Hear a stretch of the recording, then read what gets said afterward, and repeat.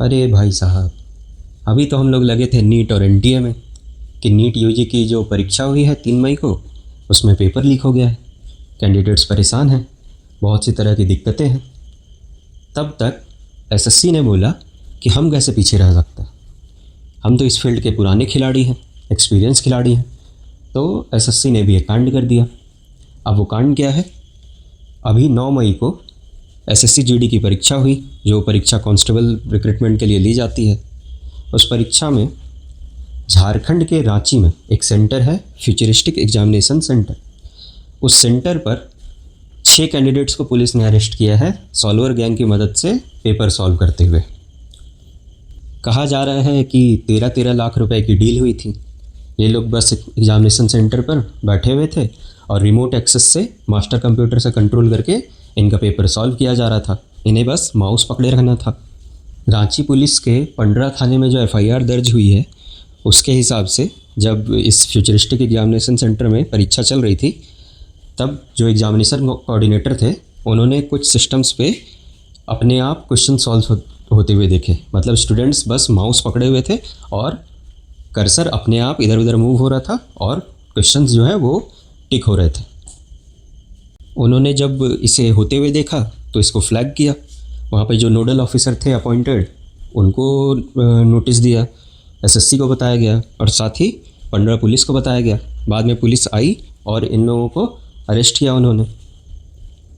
बाद में कैंडिडेट्स ने बताया कि उन्हें कुछ कुछ नंबरों से कांटेक्ट किया गया था, पैसों की डील हुई थी और बाद में जो भी वो कपड़े पहनकर एग्जामिनेशन सेंटर में जाने वाले थे, उनसे कहा गया कि वो कपड़े में अपनी फ़ोटो भेज दे और उन्होंने वो फ़ोटोज़ व्हाट्सएप की सॉल्वर गैंग को।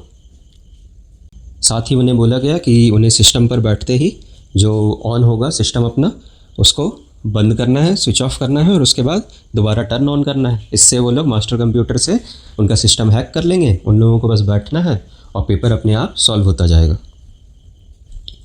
अब मज़े की बात बोलिए या शर्म की बात बोलिए, इसमें फिर से एडिक्विटी कंपनी का नाम आ रहा है।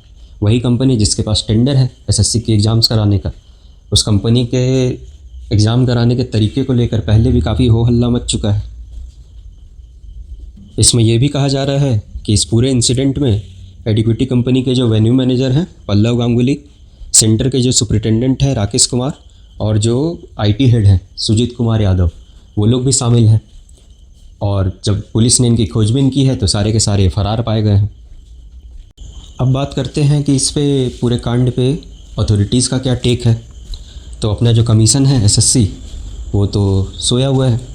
चेयरमैन साहब तो हमेशा चुप ही रहते हैं, वो कुछ बोलते तो है नहीं। और रही बात सरकार की, तो हमारे जो शिक्षा मंत्री हैं, उन्हें तो ये सब दिखता नहीं है।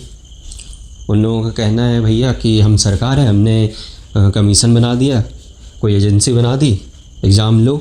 अब एग्ज़ाम हो रहा है, नहीं हो रहा है, कैसे हो रहा है, क्या दिक्कतें आ रही हैं, उनसे कोई मतलब तो है नहीं। नीट वाले केस में कम से कम इतना हुआ कि एनटीए के डीजी ने हिम्मत दिखाई, मीडिया के सामने आए और उनके सवालों के जवाब दिए और साथ ही सीबीआई जांच की सिफारिश कर दी।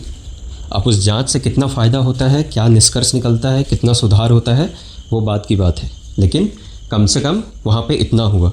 लेकिन यहाँ एसएससी के केस में कमीशन तो सोया ही रहता है और जो चेयरमैन साहब हैं वो हमेशा डिनाइल में ही रहते हैं। वो तो कभी मानते ही नहीं कि हाँ कहीं कुछ गड़बड़ हुई है या कहीं पे कुछ सुधार की ज़रूरत है। अगर आप लोगों को याद हो तो पिछले साल एसएससी सीजीएल 2025 में भी झारखंड के धनबाद के एक सेंटर से ऐसी घटना सामने आई थी, जहाँ पे सेंटर सुपरिटेंडेंट और सेंटर ओनर तक को पुलिस ने एफआईआर में डाला था कि वो लोग भी शामिल हैं। लेकिन एसएससी वहाँ भी डिनाइल में रही। अब उस पर कितनी ठोस कार्रवाई हुई, ये तो कुछ दिखा नहीं हमें ज़मीन पे।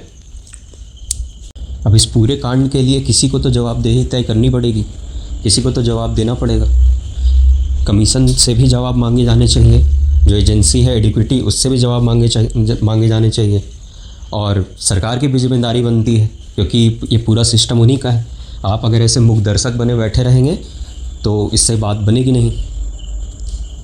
इसलिए एसएससी के चेयरमैन साहब को भी सामने आना चाहिए, शिक्षा मंत्री को भी सामने आना चाहिए और इस पूरे घटना की जांच करवानी चाहिए और सिस्टम को सुधारना चाहिए कि सारी गलती हो कहाँ रही है।